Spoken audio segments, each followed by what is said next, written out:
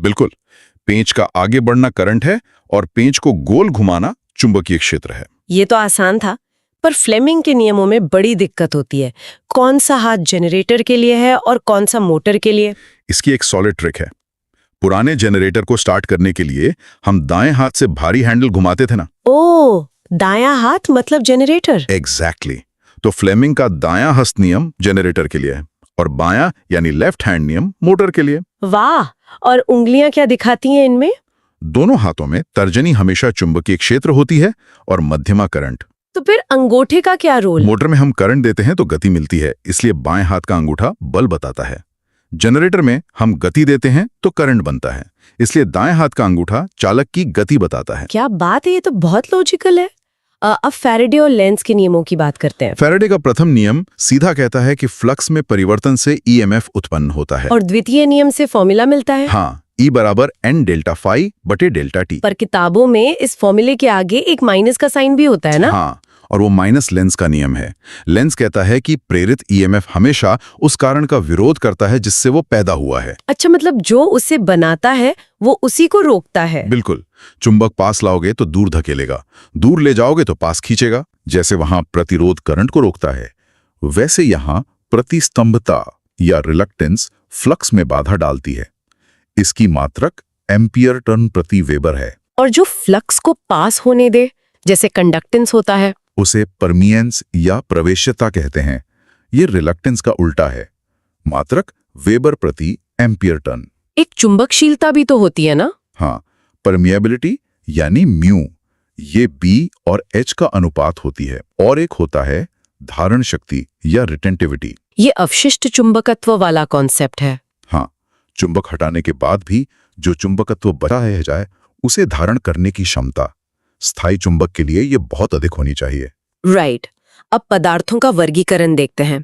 Exam में प्रतिचुंबकीय, अनुचुंबकीय और लौ चुंबकीय के उदाहरण खूब आते हैं। देखो, प्रतिचुंबकीय या डायामैग्नेटिक चुंबक से दूर भागते हैं। इनकी म्यू 1 से कम होती है। उदाहरण जस्ता, तांबा, जल। और अनुचुंबकीय थोड़ा बहुत आकर्षित होते हैं। हाँ, पैरामैग्नेटिक क्षेत्र की दिशा में हल्का सा चुंबकित होते हैं, म्यू 1 से ज्यादा, जैसे प्लैटिनम, एल्यूमिनियम। और लौह चुंबकीय तो सबसे पावरफुल होते हैं ना? एग्जैक्टली। फेरोमैग्नेटिक बहुत प्रबल होते हैं, म्यू 1000 से भी ज्यादा, जैसे लोहा, निकल, इस्पात। ये क्यूरी ताप क्या होता है? इससे तो डायरेक्ट सवाल आते हैं। ये वो तापमान है जिस पर बहुत गर्मी के कारण लौह चुंबकीय पदार्थ अपनी शक्ति खो देता है और साधारण अनुचुंबकीय बन जाता है। अच्छा, तो अलग-अलग धातुओं के लिए ये तापमान क्या है? लोहे के लिए 1043 केल्विन, निकल के लिए 627 केल्विन और कोबाल्ट के लिए 1388 केल्विन। पर गर्मी से ऐसा होता क्या है अंदर? क्या इसका डोमेन सिद्धांत से कुछ लेना देना है? बिल्कुल सही पकड़ा आपने।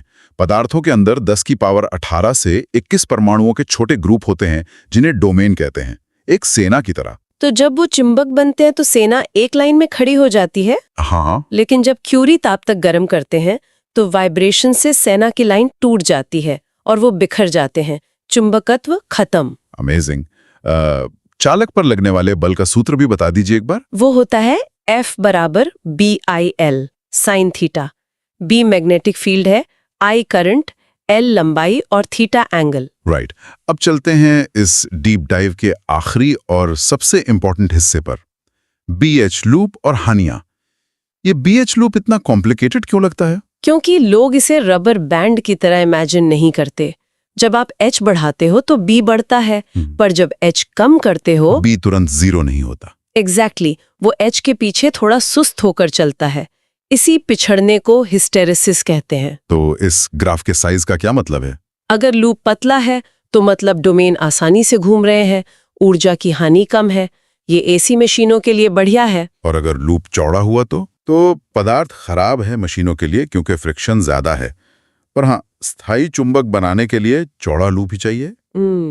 इसी ग्राफ से हम रिटेंटिविटी और कोअर्सिविटी का पता लगाते हैं। तो इस चौड़े लूप की वजह से जो ऊर्जा बर्बाद होती है वही हानियां हैं। हाँ, मुख्य 2 हानियां हैं। पहली शैथिल्य हानि या हिस्टेरेसिस लॉस, डोमेन के बार बार दिशा बदलने से जो घर्षण होता है। इसका फॉर्मूला क्या है? WH बराबर ईटा BM की पावर 1.6 FV वॉट। और दूसरी होती है भंवर धारा हानि यानी एडी करंट लॉस। ये भंवर जैसा क्या है? फेराडे के नियम की वजह से कोर के लोहे में ही व्यर्थ का करंट गोल गोल घूमने लगता है, बिल्कुल नदी के भंवर की तरह। ये कोर को बहुत गर्म कर देता है। ओहो, तो इसका सूत्र क्या है? WE बराबर K BM का स्क्वायर F का स्क्वायर T का स्क्वायर वॉट। पर इस गर्मी से तो मशीन जल जाएगी। इससे बचने का कोई ट्रिक? बहुत सॉलिड ट्रिक है। हम ठोस लोहे का ब्लॉक यूज ही नहीं करते। हम लोहे को पतली पतली चादरों में काट देते हैं। अच्छा, और उनके बीच कोई इंसुलेटिंग लेयर लगा देते हैं? हाँ, वार्निश लगाकर। इसे ही लैमिनेटेड क्रोड कहते हैं। मतलब पत्तियों में काटने से भंवर का रास्ता ही टूट गया। एग्जैक्टली।